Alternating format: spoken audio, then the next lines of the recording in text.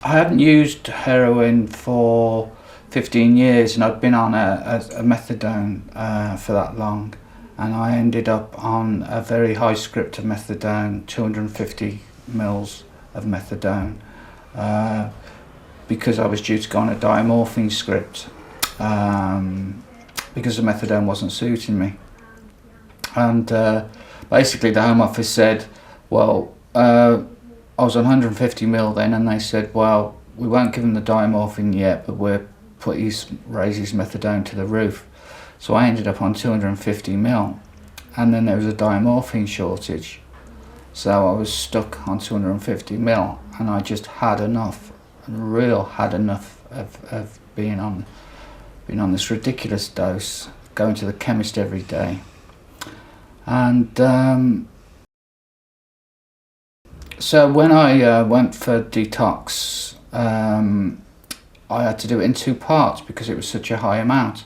And the first part, I'd been there 4 weeks, and the consultant came in with my nurse to tell me, I knew something was wrong, but they told me, look, your diamorphine scripts come through.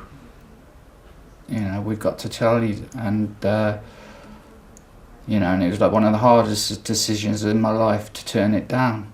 But I was 4 weeks into the detox, and I thought, no, I just went off completely. So I turned the diamorphine script down, and then I got to 130 mil, and then I had to, I'd been in hospital 4 months, and I went out of hospital, came in, did the second part in 3 months.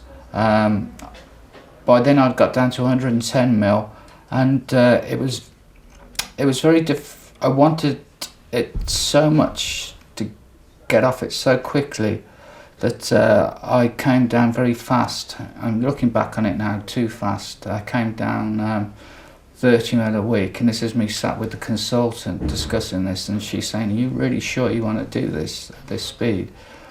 And in my mind, I just wanted it out of my system, you know, and just you know, be methadone free, be opiate free.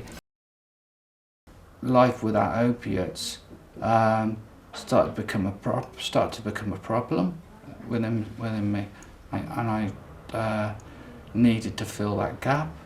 I mean, at first I started to drink, but that wasn't, you know. It was almost as if the way I feel as if my mind had rewired itself, you know, and you know, and I need an opiate chemical in my brain to function. And even though, you know, I'm on a small amount of Subutex, I find, you know, that has stabilised me, stopped me using heroin, and I've had to put things into perspective. 2 years ago I was on 250 mil of methadone a day. Now I'm on 14 mil of Subutex a day.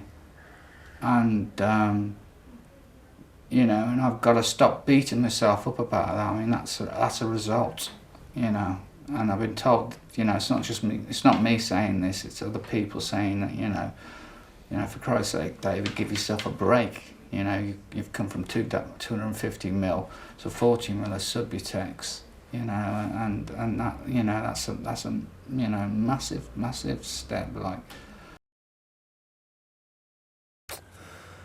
I think the best way of improving treatment for drug uses is to stop referring people to doctors who will put them on methadone scripts, because methadone is often worse than smack. You know, methadone's harder to come off than smack because the physical pains and things of coming off smack is actually of coming off methadone is actually worse than smack. And it just seems to be the answer these days, you know, just so it looks good on the government figures to keep the numbers of drug abusers down, is like put them all on another drug which is legal, which is methadone. And so, you know, it's more about looking at the people and the issues around why they're on smack, rather than looking for another drug that will take them off an illegal drug.